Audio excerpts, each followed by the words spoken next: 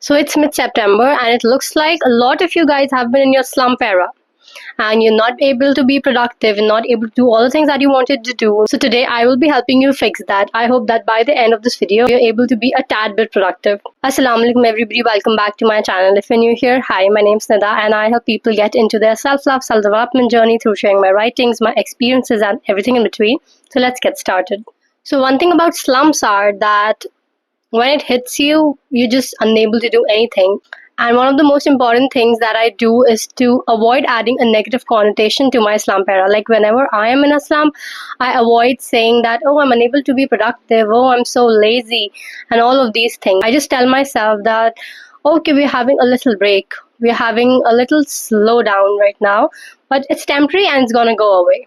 Because mindset about any particular thing is really important in how you deal with it and how quickly that situation can pass for you. So the first thing is, the most important thing basically is to not act on how you feel.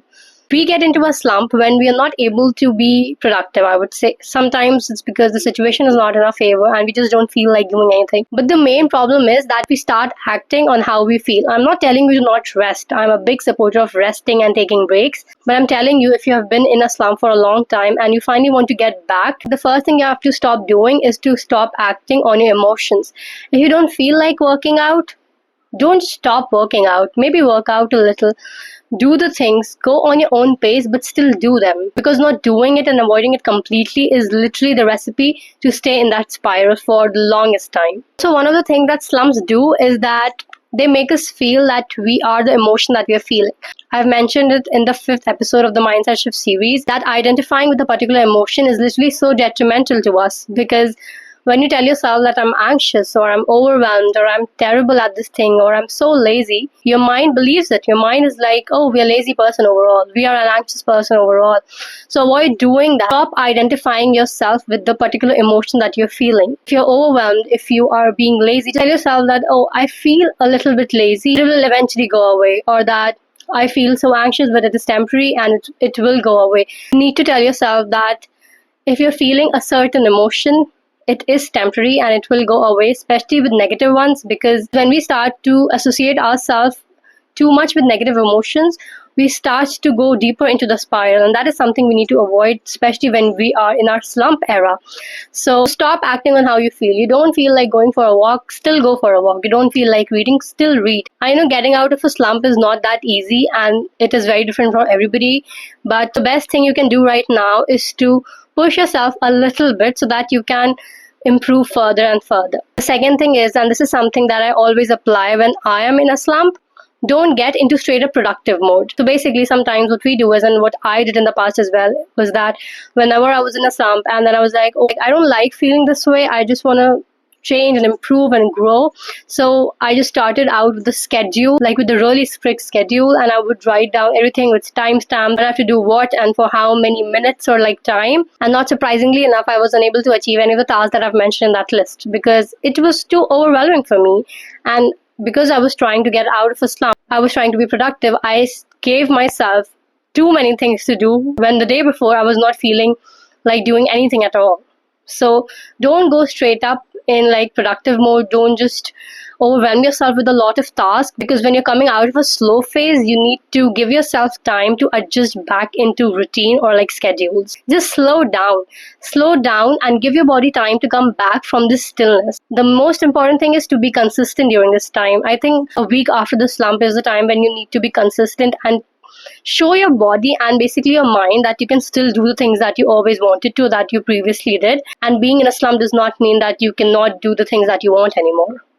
The third thing is, and I like this one a lot, which is to try new things or try to do old things in a new way. Like changing up your schedule. Maybe you used to do something in the morning and now you can do it in the evening, or like swap the schedules.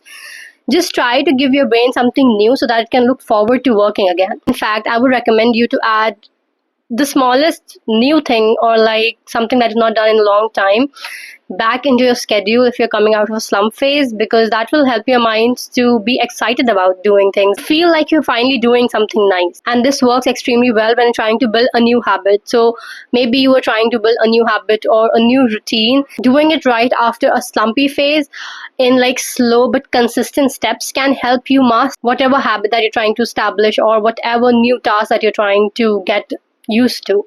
The fourth thing is, the truth is that this state needs constant reassurance from nobody else but yourself. You need to constantly reassure yourself that everything is going to be okay, that you're going to come out of this phase, that it's all going to work out and all of that, because nobody but you knows how you feel right now. Like, even if you explain it to other people, but there are a lot of things that only you can understand about yourself. So constantly reassure yourself, tell yourself that it's temporary, it's gonna work out. And if you're new to doing this, like new to reassuring yourself, I know in the beginning it might feel a little weird or it might not basically work, but eventually it will, because trust me, I've done that. When you constantly tell yourself something, your mind starts to believe it and starts to think that, oh, this is just temporary, we're gonna come out of it. Also, do not invalidate how you feel. Don't tell yourself that, oh, I'm so stupid for being so lazy all the time. I'm so stupid for not being able to do the things that other people are doing. Don't tell yourself this. Validate your feelings. Maybe stand in front of a mirror and tell yourself that, oh, you feel this way. You feel stuck right now. You feel so stagnant right now, but it is okay. We'll figure out a way. It is okay to feel this way. I think that one of the most important things out of everything that healing has taught me is that it is okay to feel a certain way and give yourself time. Because the truth is, society and people around us try to rush us, try to tell us that, oh, you have not been doing anything from so many days, just start doing everything at once. So reassuring myself constantly has really helped me, and I hope that it helps you too. So whatever you're feeling, tell yourself that it is okay, and yes, you feel this way. Also, I think that one mistake that we make in this phase is that we try to avoid accepting what we feel. We try to push ourselves too much. Sometimes slumps are needed so that we can rest.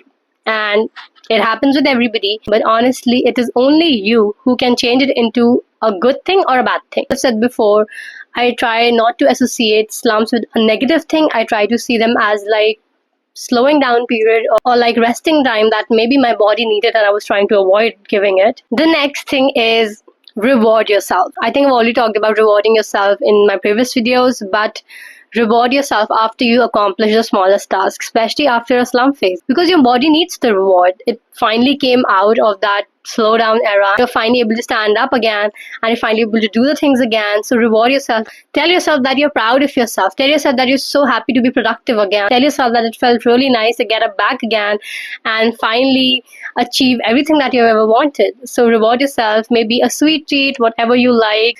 Just reward yourself. Make yourself feel like you did something, and this particular thing is a reward for it. This brings us to the last part of the video, which is basically a reminder. I want to remind you that, do you remember there were so many times when you were in your slumpy phase where you were unable to do literally anything? Maybe you were even unable to get up from your bed, and eventually you came out of it, didn't you? So what makes you think that you will be here forever? And you watching this video is proof that you want to get out of it. You want to be productive again.